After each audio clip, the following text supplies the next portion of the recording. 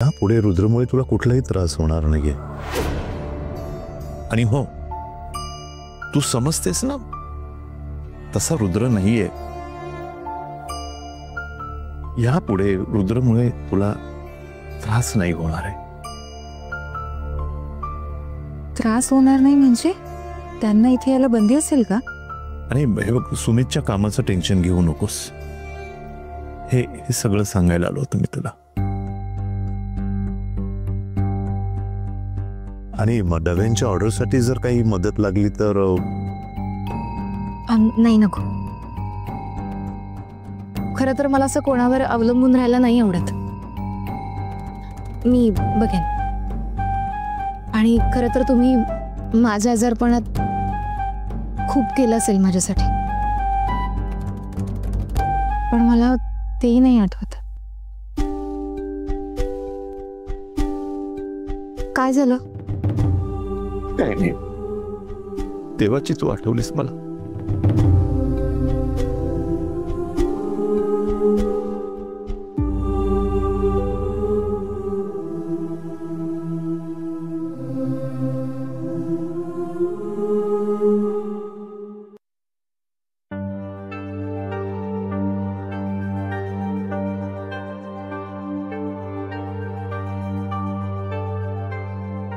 Partner, हे बघ. काय ग? मी चांगले मार्क्स मिळवले. मी खूप अभ्यास केला पार्टनर. आई जसा अभ्यास घ्यायची ना, अगदी तसाच. शाबास बिट्टी. आता पेपर नंतर बघ. तू प्रॉमिस करणार म्हणून मी मार्क मिळवले. पण तू आता तुझं प्रॉमिस पूर्ण कर. चल आता मला आईला भेटायला घेऊन चल. काय झालं पार्टनर? मला खरं तर खूप मनापासून हा डब्यांचा व्यवसाय करायचा होता, पण आता तुमच्यामुळे हा व्यवसाय सुरू होण्याआधीच बंद पडेल असं वाटतंय मला. का त्रास देताय मला? हे जे काही झालंय ना, ते सगळं तुमच्यामुळे झालंय.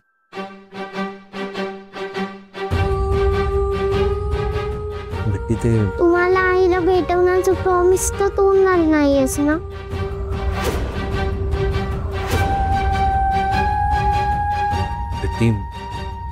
पार्टनर, बिट्टी,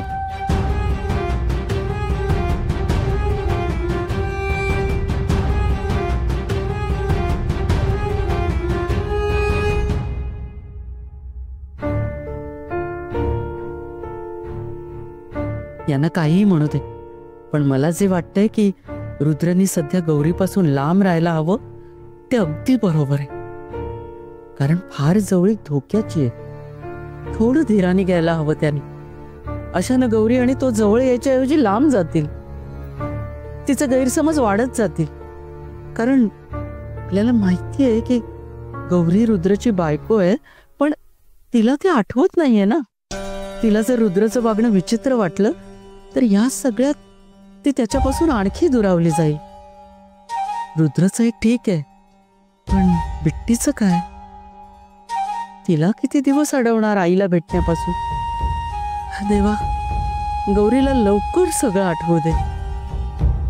नाही जायचं मला शाळेत. अगं बिट्टी, असं काय करतीस? पार्टनरने मुद्दाम केलंय का? ऐकशील का माझं? नाही नाही ऐकणार मी. नंदई आजी. अगं बिट्टी, काय झालं बाळा? ये तू बस इथे, बस. नंदई आजी, तू पार्टनरला रागव. हो, मी ओरडते त्याला. पण तू काय झालं ते सांग तर. पार्टनर खोटं बोलला माझ्याशी. पवन काका, तू जावर, मी नाही येणार. आणि मी शाळेत पण नाही जाणार. तू आधी शांत हो बरं. मला सांग नक्की काय झालं. पार्टनर आईकडे नेणार नाहीये मला. त्यांनी प्रॉमिस केलं होतं जर मी चांगले मार्क मिळवले तर तो मला आईकडे घेऊन जाईल, पण तो घेऊनच नाही गेला. पण तो आता नेणार नाही म्हणतोय. हे बघ बाळा, पार्टनर तुझ्याशी कधी असं वागेल का? नाही ना. अगं मग तरी सुद्धा तो असं वागतोय म्हणजे काहीतरी कारण असेल ना बाळा. आणि त्याने तुला प्रॉमिस केलंय ना, मग लवकरच तो तुला नक्की नेईल. तो आता नेणार म्हणाला होता, पण तो आता नाही म्हणतोय. हे बघ बिट्टू, मी काय सांगते नीट आहे. आपल्या आईची तब्येत कशी आहे आपल्याला माहिती आहे की नाही? आणि आमची बिट्टी शूर आहे, समजूतदार आहे, कधीच रडत नाही ती. आता हे बघ, तुम्ही आश्रमात होता तेव्हा ना, पार्टनरला तिथे पोचायला वेळ लागला होता की नाही? आणि आईचा राग जायला सुद्धा वेळ लागला, तेव्हा तू धीराने घेतलंस की नाही? शहाण्यासारखं वागलीस ना? मग आता सुद्धा बाळा पार्टनरला थोडासा वेळ दे, तो सगळं नीट करेल. नाहीये मी शहाणी, मी नाहीये शूर. शूर आहे म्हणून सारखं असं होतंय का? मी नाहीये शूर. अशाने आई विसरून जाईल मला, मग मी काय करू? अगं अशी कशी विसरून जाईल आई तुला? ती नाही विसरणार. आपलं बाळ आठवेलच तिला. म्हणून तर मला जायचंय तिच्याकडे. मी गेले तरच आठवेल ना आईला, नाही तर कशी आठवणार? बिट्टू, तुला माहितीये का, पार्टनर मला म्हटला की बिट्टीसाठी एकदम स्पेशल खेळणं आणलंय, तिच्या आवडीचा खाऊ आणलाय. आणि नाही, माझी मला आई हवीये. ती का नाही देणार तो मला? बिट्टी, आई येणार नक्की तुझ्या जवळ, नक्की येणार. पण ती तुला जवळ यायला हवी असेल तर थोडे दिवस तिच्यापासून लांब राहायला हवी. नाहीतर तू एकदम तिच्याकडे गेलीस आणि तिला त्रास झाला म्हणजे मग ती कायमची आपल्यापासून दूर जाईल. तसं व्हायला हवंय का तुला? नाही ना? मग जरा ऐक बाळा, थोडे दिवस तिच्यापासून लांब राहा. तू आणि तुझी आई दोघांच्या चांगल्यासाठीच सांगते मी बाळा. आमचंही तुझ्यावर आणि गौरीवर खूप प्रेम आहे बाळा. ऐकशील ना?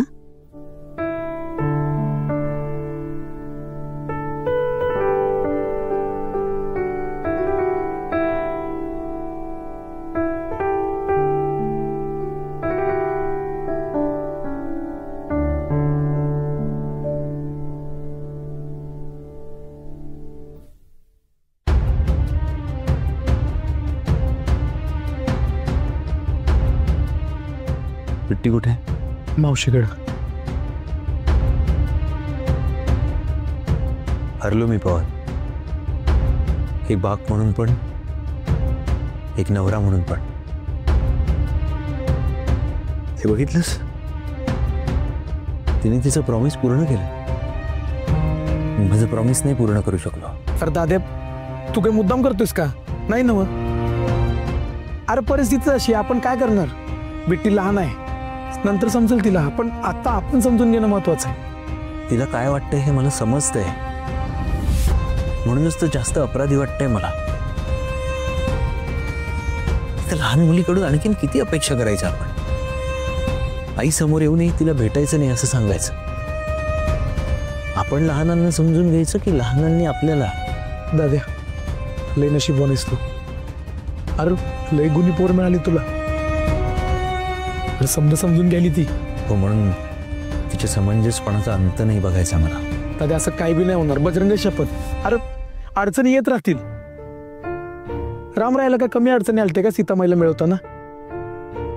पण शेवटी जिंकले नव्हते. पण ते देव होते ना, मी माणूस आहे आणि मला मर्यादा आहेत.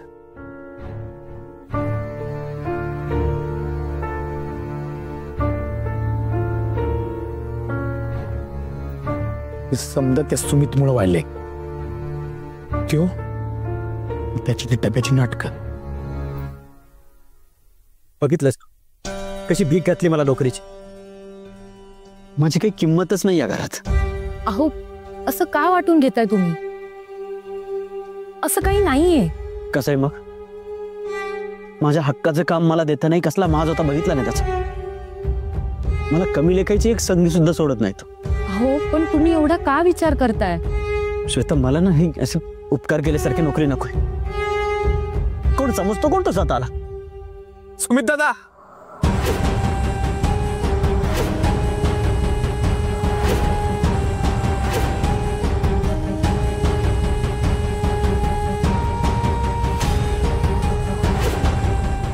रुद्रदादांनी नोकरी दिली ह्याचे उपकार समजायची.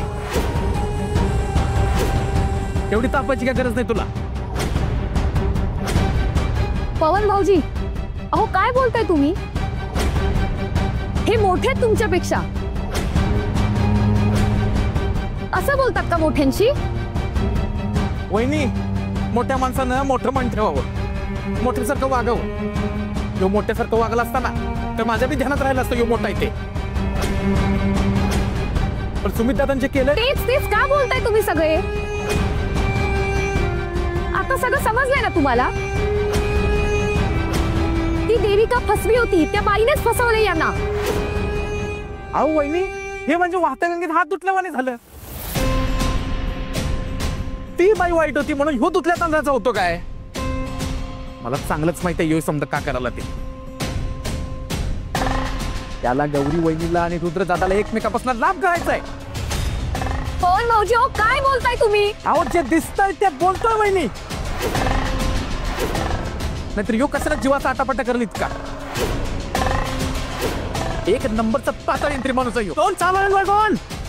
म्या तोंड सांभाळतो, तू तुझे कारनामे वाईट सांभाळ. अरे तुझ्या नोकरी पायी, या टप्प्यांच्या सोंगा पायी तिथे रुद्रदादावर बंधन आली, त्यांच्या नात्यावर परत बंधन आली. पहिले तुम्ही बघितलं त्या बिट्टीचा चेहरा, किती सुकली पोर समजा याच्यामुळं. आणि तू एक लक्षात ठेव, रुद्रदादा आणि गौरी वहिनीच्या संसाराच्या आडवं जायचं नाही, नाहीतर गाठ माझ्याची आहे. शैकात म्हणजे शैकात. पवन भाऊजी ऐका माझं.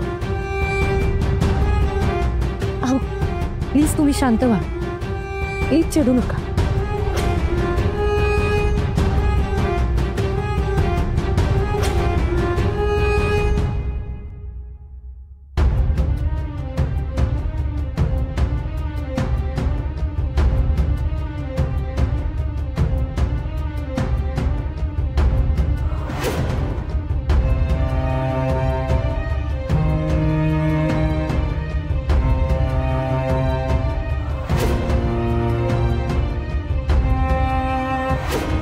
रंगकाम चाललं ना, ते बंद करा, नाही तर मी हे सगळं फेकून देईन.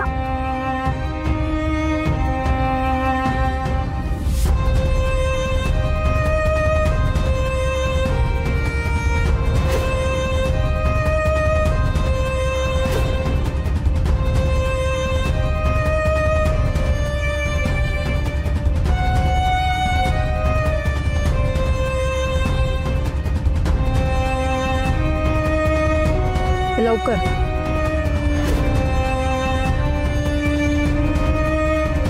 मला खरं तर खूप मनापासून हा डब्यांचा व्यवसाय करायचा होता, पण आता तुमच्यामुळे हा व्यवसाय सुरू होण्याआधीच बंद पडेल असं वाटतंय मला. का त्रास देताय मला? हे जे काही झालं ना ते सगळं तुमच्यामुळे झालं.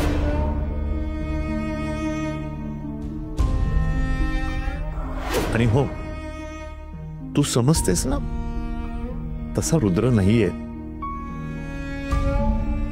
यापुढे रुद्रमुळे तुला त्रास नाही होणार.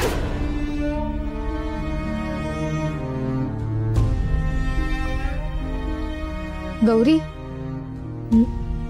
काय ग सारखा कसला विचार करत असतेस? रेश्मा, दिसतं तसं नसतं ना प्रत्येक वेळी. म्हणजे अगं काय करतेस? अगं थांब बघ, किती लख्ख प्रकाश आहे, पण तरी ढगाळ दिसतंय त्यातनं. मी हेच तर समजवत होते ना तुला. मला तर काहीच कळत नाहीये. म्हणजे म्हणायचंय काय तुला? ते मिस्टर निर्लज्ज नसतील तर मग कसे असतील ग? असं होय, तर तू त्यांचा विचार करतेस? नाही, त्यांचा असं नाही, पण असंच विचार आला ग डोक्यात. म्हणजे रोजचं झालंय ना आता हे सगळं. नक्की कसं असतील का ते मिस्टर निर्लज्ज?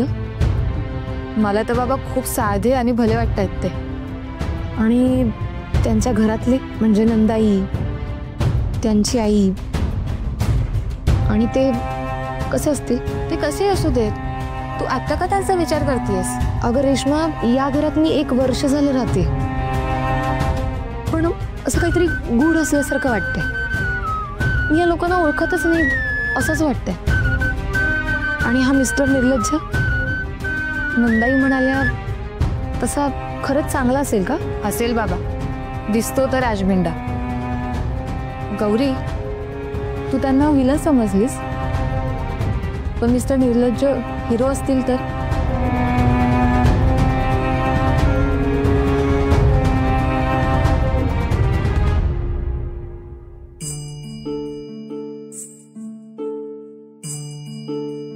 देवा, कसली परीक्षा बघतोयस माझी? गौरीजी माझ्याशी बोलत नाही आहेत, आता बिट्टी माझ्याशी बोलत नाही. कसं जगू मी? आणि आता तूच सांग, यातनं कसा बाहेर पडू मी?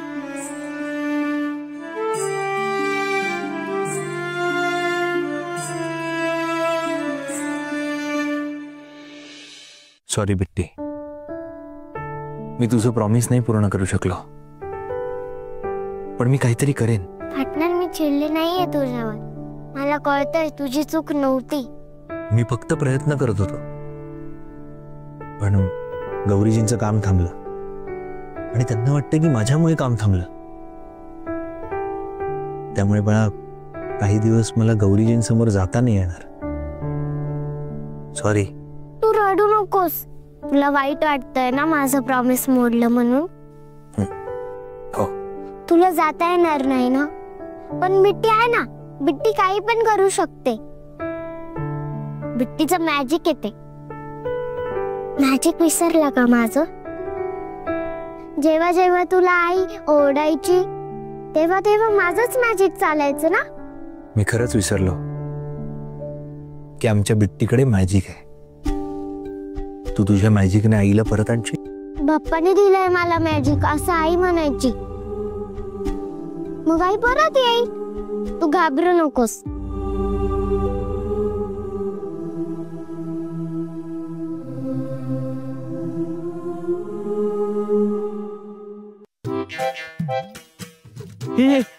आणलं का?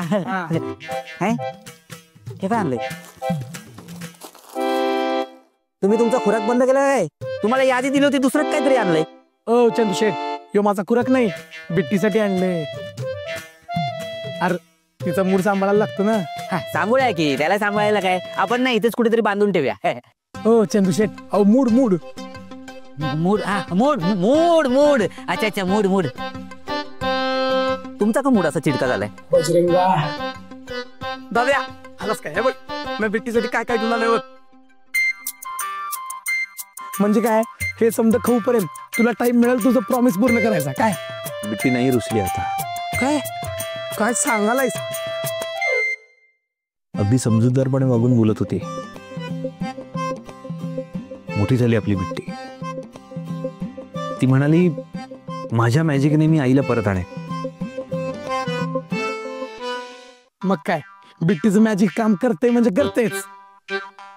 बिट्टीकडे भारी मॅजिक आहे. हा, बिट्टी मॅजिक मुळेच मोठी झाली आहे. मी तर म्हणतो ना, आपण काहीतरी करूयात. हा, तिचं मॅजिक ना यूज करूयात आपण. हा, आपण काय करूयात, तिला सांगूयात या मॅजिकने ना हे झाड मोठं कर असत.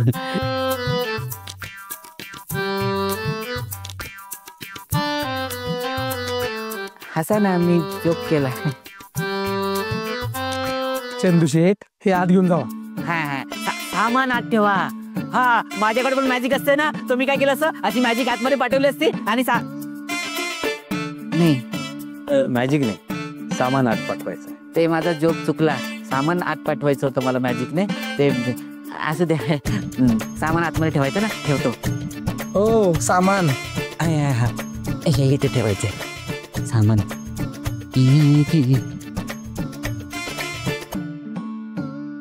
काय दाद्या, खरंच ऐकून बरं वाटलं बघ. नाहीतर मला काळजीच लागून राहिलेली. आपल्या लेकराचं तोंड केवढंसं झालतं. आता कसं टेन्शन नाही बघ. आणि तुला सांगू का, बिट्टीचं मॅजिक चालतं म्हणजे चालतं. अरे तिनं मनावर घेतलं म्हणून देविकाचा खरा चेहरा बाहेर आला.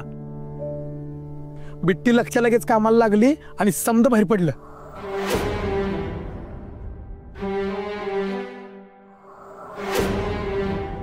दाद्या काय झालं? बिट्टी लगेच कामाला लागते म्हणजे